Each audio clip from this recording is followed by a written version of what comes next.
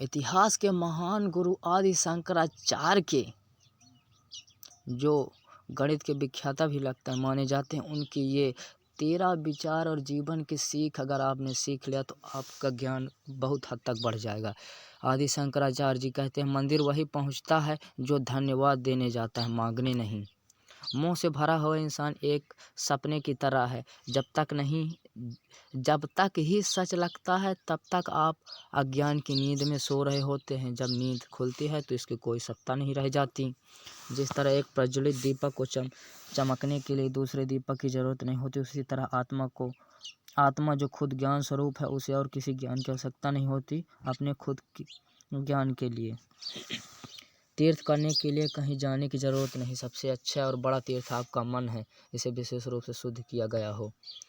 जब मन में सच जानने की जिज्ञासा पैदा हो जाए तो दुनियावी चीज़ें अर्थहीन लगती हैं। हर व्यक्ति को यह समझना चाहिए कि आत्मा एक राजा है, राजा की समान होती है, जो शरीर के इंद्रियों, मन, बुद्धि से बिल्कुल अलग होती है। आत्मा इन सब का साक्षी रूप है। अज्ञान के कारण आत्मा सीमित लगती है, लेकिन जब अज्ञान का अंधेरा मिट जाता है तब आत्मा के वास्तविक स्वरूप का ज्ञान हो जाता है। जैसे बादलों के हट जाने पर सूर्य दिखाई देने लगता है। धर्म की किताबें पढ़ने का उस वक्त तक कोई मतलब नहीं जब तक आप सच का पता न लगा पाएँ। उसी तरह से अगर आप सच जानते हैं तो धर्म ग्रंथ पढ़ने की कोई ज़रूरत नहीं, सत्य की राह पर चलें। आनंद तभी मिलता है, आनंद की तलाश नहीं कर रहे होते हैं जब आप। एक सच यह भी है कि लोग आपको उसी वक्त तक याद करेंगे जब तक जेब तक सांसें चलती हैं। सांसों के रुकते ही सबसे करीबी रिश्तेदार, दोस्त, यहाँ तक कि पत्नी भी दूर चली जाती है। आत्म संयम क्या है? आँखों को दुनियावी चीज़ों की ओर आकर्षित न होने देना और बाहरी ताकत को खुद से दूर रखना आत्मसंयम है। सत्य की कोई भाषा नहीं है।